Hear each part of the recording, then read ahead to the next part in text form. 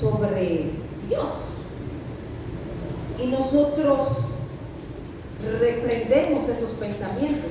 No sé si a usted le ha pasado, pero podemos ser sinceros con Dios sobre nuestros pensamientos y emociones.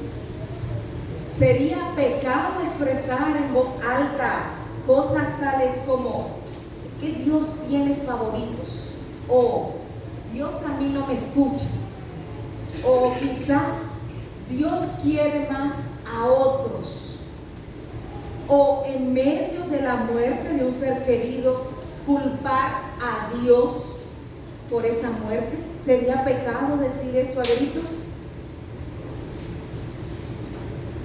Muchas veces, como les decía, lo pensamos, pero no nos atrevemos a decirlo y reprendemos ese pensamiento.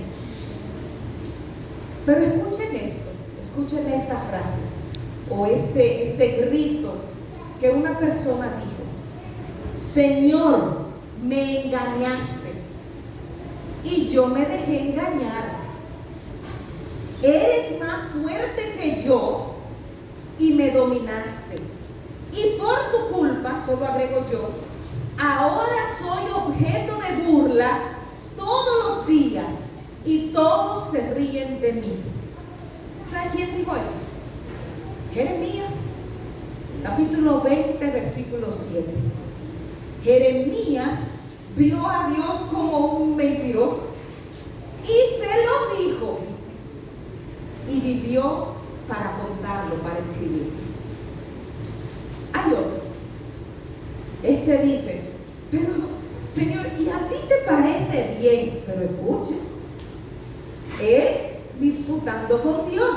¿A ti te parece bien que tú oprimas y que deseches la obra de tus manos y que tú favorezcas los designios de los impíos? Eso lo dijo Job. Job vio a Dios como un cruel y como un injusto. Se lo dijo y vivió para escribirlo, para contarlo.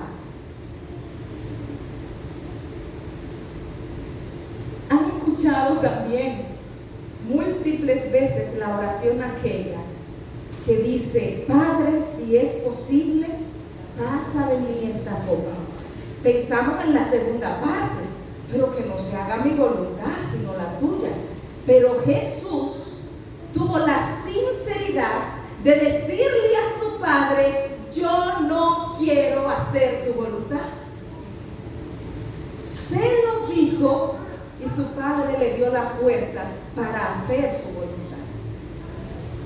Y en la cruz gritó, sabiendo que otros le escucharían, y dijo ante otros, quizás dando un mal testimonio, diríamos nosotros: Padre, ¿y por qué me has desamparado? Esto es un ejemplo de la importancia de nosotros ser honestos con Dios. Porque humanamente cara vemos y corazones no sabemos, pero ¿y Dios solamente ve caras? Él ve corazones. Él conoce lo que pensamos. Él sabe mejor que nosotros lo que sentimos. Pero nosotros insistimos en reprender, en suprimir, en ocultar nuestros verdaderos sentimientos acerca de Dios o de nosotros mismos y de los demás.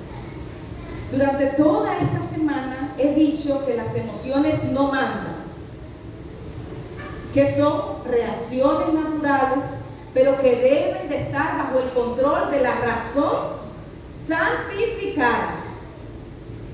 Es más, dije en uno de los días que no dialoguemos con las emociones. No se siente a darle mente a expresar las emociones negativas y a decir y decir sobre ellas. Pero quise decir, ¿acaso que la reprimiéramos? ¿Que la ocultáramos? ¿O que la ignoráramos?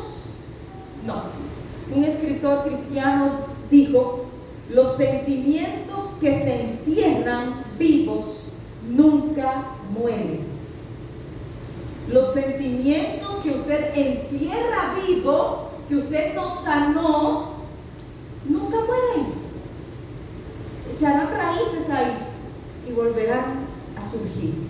Así que la invitación de hoy es dialogar con Dios sobre nuestras emociones y nuestros pensamientos negativos. Pero ¿cómo hacerlo? ¿Cómo hacerlo respetuosamente? Aunque yo leo a Jeremías, yo no veo el respeto en Jeremías, decirle a Dios, pero que tú eres un mentiroso, tú me engañaste. Usted lee Jeremías y desde el principio el Señor le dice a Jeremías, tranquilo que yo voy a estar contigo. Y años después se ve Jeremías en una cisterna de lodo, hediondo, casi al morir. Y usted, si estuviera en el caso como yo, diría, pero ¿y tú no prometiste que ibas a estar conmigo? Con razón él le dice al Señor, se atreve a decirle, pero fue que tú me engañaste. Y nosotros, ¿lo hemos pensado? ¿Lo decimos? ¿Podemos hablar de nuestras emociones con el Señor? Yo sé que conocen un salmo y va a ser nuestro ejemplo de cómo dialogar con Dios. Salmo 109, el salmo de la venganza.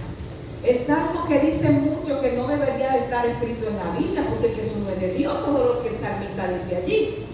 Vamos a ver, porque muchos de nosotros nos vamos a identificar con eso. Un diálogo de David con Dios, Salmo 109. Y este salmo comienza de manera jocosa diciendo David al Señor, Dios de mi alabanza, no calles, porque la boca del impío y del engañador se han abierto contra mí. Han hablado contra mí con lengua mentirosa y con palabras de odio me han rodeado. Pelearon contra mí sin motivo. En pago de mi amor son mis acusadores. ¿Pero qué hace él? Pero yo oro. Me devuelve mal por bien, odio por amor. ¿Qué haces tú cuando tienes emociones que te causan malestar? ¿Qué hacemos? Piensen. Llamar a un amigo, o llorar, o ver una película para olvidarse de eso. ¿Qué hacemos? Este salmo dice, o David nos deja ver, que estaba con una emoción muy fuerte, que anoche de hecho hablamos de ella, de la ira, ¿verdad? Estaba airado porque le traicionaron. Y en vez de divulgar los hechos de la traición a otros, David dice en el principio del Salmo que alaba a Dios. Toma tiempo para hablar con Dios y alabarle. Mientras los demás hacían lo que hacían, él oraba. Ese es un ejemplo de entrada para nosotros. Ese es un mandato para nosotros. Emoción negativa llega, cualquier cosa que me cause malestar, que empiece a traer remordimiento, recuerdo, que empiece a trabajar en la mente, que no te deje dormir, no deje que pasen 2 días. Toma tiempo de calidad para hablar con tu Dios, para alabarle, y la alabanza requiere cánticos y oración. ¿Por qué David ora? Porque ha sido traicionado. La ira en un momento puede ser una oración pasajera. Llegó una emoción pasajera. Llega y si usted decide puede irse por donde vino. Pero este salmo, esta conversación dice que David creó ya un sentimiento de la emoción. Y que esta emoción empieza a intensificarse. Lo que comienza en ira se convierte en rencor y luego se convierte en venganza.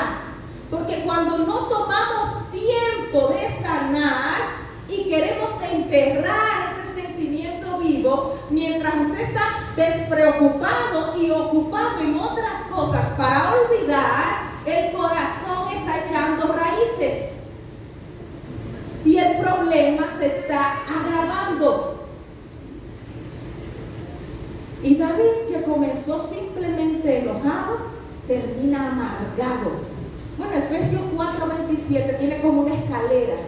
Y dice, quiten de vosotros toda amargura, todo enojo, toda ira, la gritería, la maledicencia y toda malicia. Es una escalera.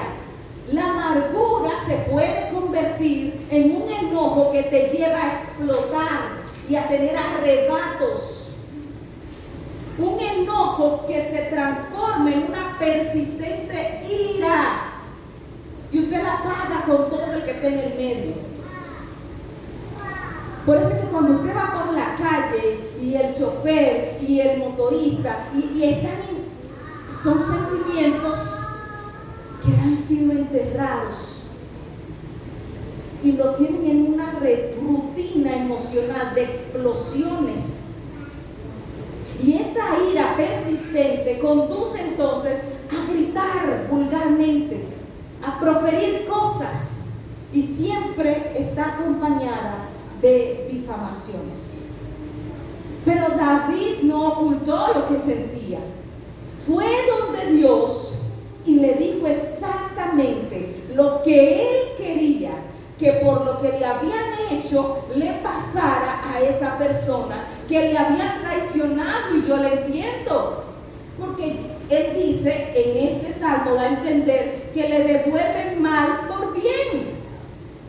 Oye, tu esposo, tú fuiste fiel compañera y un día te enteras que todo este tiempo tenía doble vida. Oye, tu amigo, que tú le has ayudado y cuando más lo necesita te quiere cobrar. Un hermano que cuando muere papá y mamá, el dinero los separa. Cosas que suelen pasar. Y David tiene ira por esa traición. Y cuando usted lee los versículos del 6 en adelante, vamos a leer un poco, él empieza a orar, hablando con Dios, y oiga qué oración. Pon en su contra a un impío, y Satanás esté a su diestra. ¿Usted se atrevería a decir una cosa semejante en oración?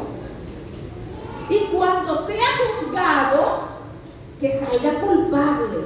Y su oración, o sea, yo estoy orando, y orando por venganza, pero que el impío que me hizo daño, cuando él ore, su oración sea tenida por pecado. Señores, le desea la muerte, verso 8, sean pocos sus días, y que otro tome su oficio. Es más, que sus hijos queden huérfanos y su esposa viuda, que anden sus hijos vagabundos y mendiguen. O sea, que después de la muerte financieramente esa familia quede en la calle. Y usted dice, ay no, yo no he llegado ahí, ¿no? Deje que el Señor escudriñe, que mendiguen, que procuren pan muy lejos, que el acreedor se apodere de todo lo que él tiene. Usted lee y él empieza a desearle un cambio desastroso a esa familia, simplemente porque le devolvieron mal por bien. Es más, el verso 12 dice que no tenga quien le haga misericordia, ni quien se compadezca de sus huérfanos.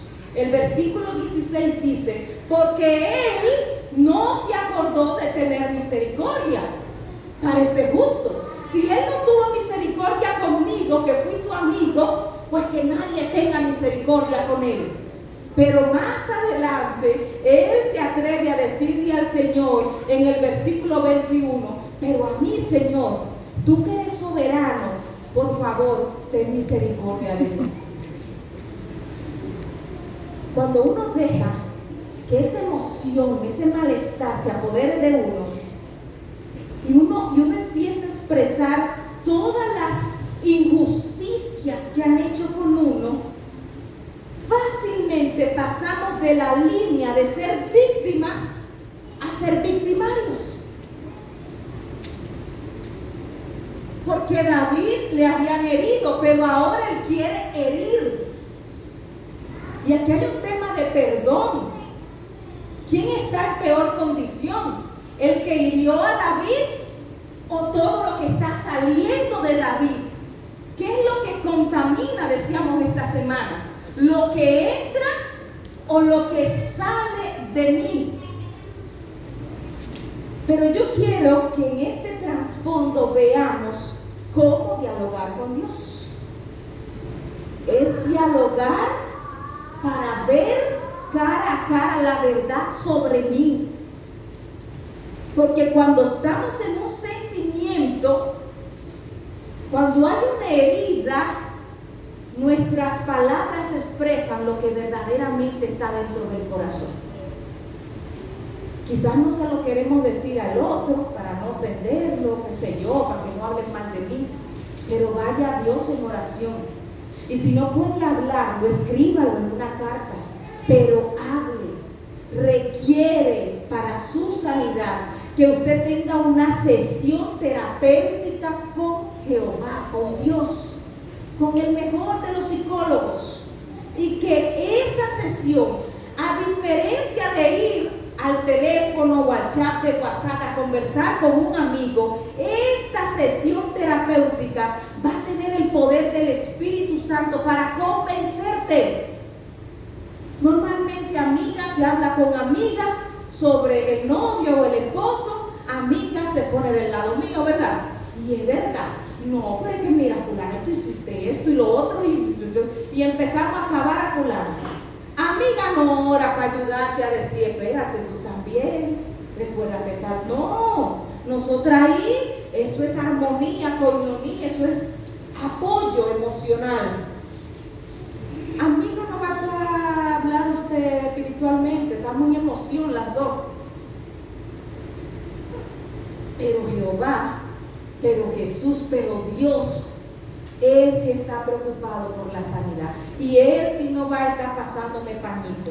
Mi conversación con Dios, si es dirigida por el Espíritu Santo, igual que con David, va a ayudarme a reconocer cuál es mi condición, a dejar de ver la situación, a dejar de ver al otro y a mirarme a mí. Y fíjate que justamente esta semana decíamos que nosotros creemos que la situación debe cambiar para yo sentirme mejor. Sí, porque creemos que la situación es la que dice cómo, o la que determina cómo yo me siento. Entonces David está orando, Señor, si a él le va mal y si tú haces justicia, yo me voy a sentir bien. Y nosotros cuando oramos, lo que oramos es para que cambie la situación. Casi no oramos para yo cambiar a pesar de la situación. Pero en el diálogo con Dios, el Señor quiere que tú reconozcas que no es la situación la que tiene que cambiar. Es a ti que Dios te quiere cambiar. Y mientras David conversa con Dios, versículo 21, 22, por fin logra a decir: estoy afligido y necesitado, y mi corazón está herido dentro de mí.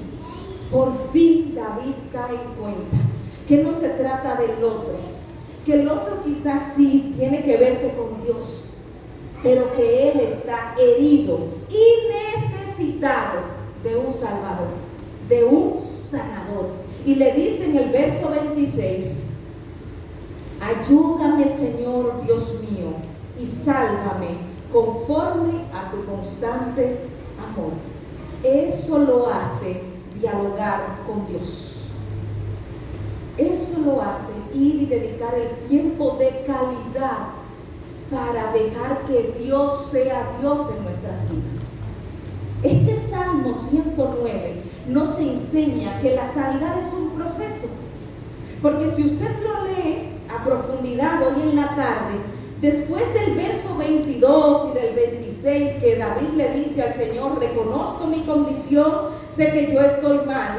Otra vez, en el versículo 29, vuelve otra vez atrás y dice: pero que sean vestidos de ignominia los que me calumnian, que sean cubiertos de su confusión como con un manto. Él reconoce que él tiene un problema. Él reconoce que él necesita ayuda. Pero no pasan 2 segundos y vuelve atrás y vuelve a pedirle a Dios venganza. Porque la sanidad es un proceso. Y a veces yo creo que ya superé el abuso. Y a veces yo creo que ya olvidé. Y a veces yo creo que ya no estoy bien. Y de repente el enemigo arma una y me hace ver que no he sanado, que estoy incompleta, que necesito más de Cristo Jesús. La sanidad es un proceso. La idea es que no te salgas, que seas constante. Y nos damos cuenta en este salmo que la sanidad depende de Dios. David estaba orando, estaba alabando, estaba siendo honesto. Y mientras hacía eso, Dios lentamente le estaba sanando. ¿De quién depende la sanidad? No de los otros, no de las obras que yo haga, no de repetirme en el espejo una idea, no de votar, no de romper fotos, no. Depende de Dios. De eso depende la sanidad.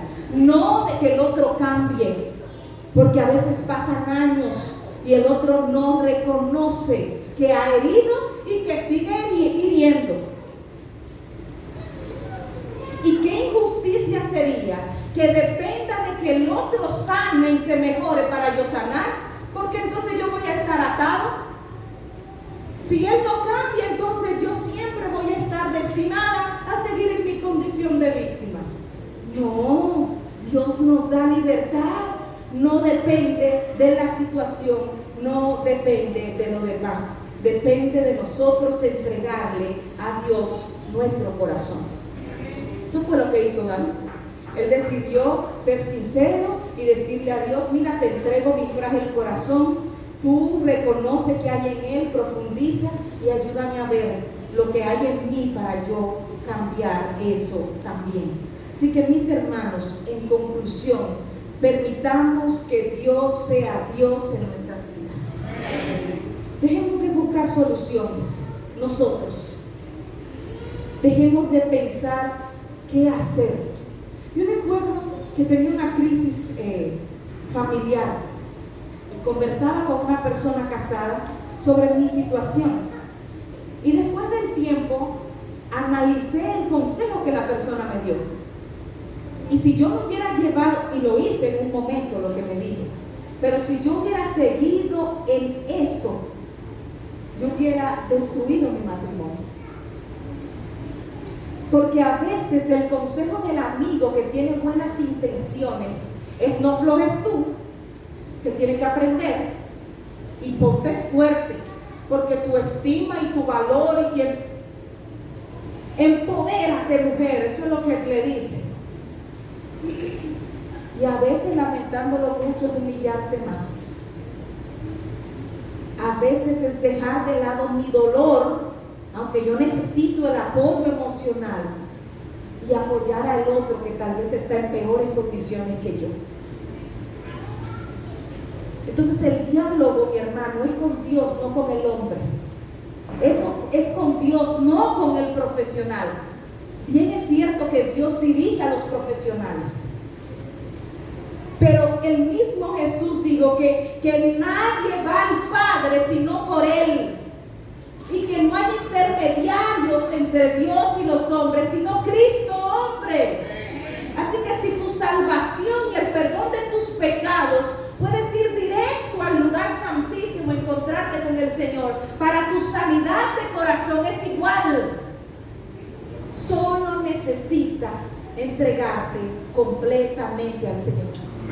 A veces decimos: ya yo perdoné, ya yo me olvidé de eso, ya no tengo tema con eso. Y somos sinceros con nuestras palabras, pero nos damos cuenta que todavía hay cosas que nos están atando, que sale por otro lado los daños en nuestras malas relaciones, que todavía hay un puchazo, que hay un dolor, que cuando yo veo escenarios, que cuando yo veo al otro que le ha ido mejor, que ha logrado, que ha hecho, me duele un poquito. Lo que pasa es que uno y sigue caminando, pero vamos arrastrando algo que un día nos detiene por completo. Y el Señor quiere sanarnos, el Señor quiere sanarnos. La pregunta es si nosotros estamos dispuestos a que Él nos sane. ¿Estamos dispuestos a permitirle al Señor que escudriñe nuestros corazones? Para dialogar con Dios necesitamos que pase esto, que haya esa oración del salmista David en el Salmo 139, versos 23 y 24. Él le dice al Señor: Dios mío, mira el fondo de mi corazón. A veces vamos a terapia con el profesional y le ocultamos cosas por vergüenza. A veces al amigo, a una le decimos una cosa que soporta y a otra otra. Entonces con Dios no debemos de ser así, porque Él conoce todo. Y el salmista dice, y dígale usted también: mira el fondo de mi corazón y pon a prueba mis pensamientos. Dime si mi conducta, no la del prójimo, no la del que me hizo daño, no la del otro, dime que si mi conducta, porque ustedes saben que papá va al psicólogo y es que el muchacho necesita ayuda, y el psicólogo termina diciéndole: pero más ayuda necesita usted. Y va, no es que yo no puedo ir a terapia porque es que mi esposo no nota en eso, pero ve tú, porque el problema no es tu esposo, el problema eres tú. Pero nosotros queremos buscar el problema en el otro. Y David reconoce que no es el otro, reconoce que es su corazón. Y le dice: pon a prueba lo que yo estoy pensando. Y que mi conducta, si a ti no te agrada, tú la cambies y me enseñes a vivir como tú quieres que yo viva. Tenemos que permitir a Dios que revele qué hay en lo profundo del corazón. Hebreos 4:12 dice que cada palabra que Dios pronuncia tiene poder y tiene vida. Las promesas de Dios, no las frases lindas del día a día. Las promesas de Dios tienen vida. Y esa palabra de Dios es más cortante que una espada de dos filos. Y cuando la palabra de Dios yo la leo en ese diálogo con Dios, esa palabra va a penetrar hasta lo más profundo de nuestro ser. Y allí el Espíritu Santo va a examinar lo que yo pienso. Porque recordemos que lo que yo pienso puede ser verdad o puede ser mentira. Va a examinar mis deseos y me va a dejar en claro si son buenos o si son malos. Permita a Dios que lleve todo pensamiento cautivo a la obediencia de Cristo. Segunda de Corintios 10:5. Y por último, permita a Dios que le ayude a echar toda ansiedad sobre Cristo Jesús. Primera de Pedro 5:7. Señor, ayúdame a echar toda ansiedad, toda ira, toda tristeza, toda melancolía, todo rencor, en fin, cualquier emoción, ayúdame a echarla a los pies de Cristo. Descargar, depositar, confiarle, dejar o poner en manos de Dios tu corazón, tus emociones y tus pensamientos. Por eso el himno dice: a Jesús entrega todo. Voy buscando ese himno: a Jesús entrega todo. Y antes de cantarlo, que eso debería ser un ejercicio espiritual, leer los himnos y tratar de analizarlos. El himno dice: has corrido tras un arco iris. Porque te está queriendo decir que tú has querido solucionar las cosas por ti, que tú has tenido planes y tú has corrido tras un arco iris y ahora estás cansado porque no lo has alcanzado. Y dice, esos sueños rotos, tómalos y échalos ¿dónde? A los pies de Cristo Jesús. Es a Jesús que debes entregar ¿qué? Todo. Dice sueños rotos. ¿Y qué más? Porque cada plan, cada decepción, cada fracaso al final deja una herida en el corazón.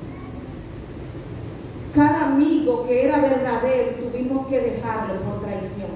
Cada divorcio, cada carrera que no pude terminar, cada examen que fracasé, cada meta que no alcancé, cada vez que hice el esfuerzo pero mi hijo se salió de la iglesia, todo eso deja heridas del corazón. Y vuelve y te dice, entrega todo a Jesús. ¿Y qué va a hacer el Señor? Y la tristeza en gozo cambiará. ¿Quién es que lo va a hacer? Cuando tú lo entregues todo al Señor. Y en la segunda estrofa me impresiona más, porque justamente decíamos que cuando cambiamos un pensamiento, cambian las emociones. Y el pensamiento que ha hecho daño es que yo creo que me debería de ir bien siempre. Es que yo creo que si Dios me ama, todo va a salir bien para mí. Y no me he acordado que la Biblia dice que Dios a quien ama corrige. Y que las pruebas son correcciones. Pero yo no he entendido intelectualmente que Él no me prometió sol todos los días. Que también iban a venir tormentas, pero que Él sí prometió y nos ofreció un corazón nuevo, una identidad nueva, un cambio de actitud, para que aún en medio del dolor podamos cantar. Amén. ¿Entendieron el himno? Que Dios pueda revelarle más verdades. ¿Alguien quiere entregarle todo a Jesús? No te vayas este sábado de aquí con esos problemas. No sigas cargando ese corazón herido. No sigas ocultándole al Señor tus verdaderas emociones, aún lo que tú piensas sobre Él. Sé sincero. Y hoy es sábado. Hoy es sábado, día del Señor. ¿Cuándo, si no hoy, tú te vas a sentar y te vas a detener a conversar con Él? Así que cancela las reuniones, los ancianos me van a... Nos dediquen un tiempo hoy. Es lindo el tema, ¿verdad? Son lindas las palabras, pero no va a pasar nada si tú no te entregas al Señor. Yo estoy en un proceso. Muchos ya empezaron su proceso. ¿Y tú para cuándo? Así que aunque todos al mismo tiempo esta tarde citemos al Señor, su omnipresencia llegará puntual a donde cada uno de nosotros.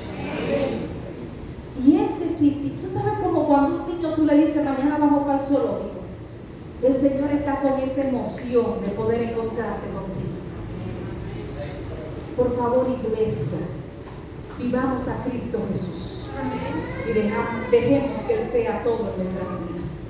Así que si hay alguien que quiere entregarle su corazón al Señor, sus heridas, su pasado y su futuro, vamos a cantar juntos este cántico. Y cántelo de corazón y de mente, entendiendo lo que está diciendo. Vamos a estar en pie.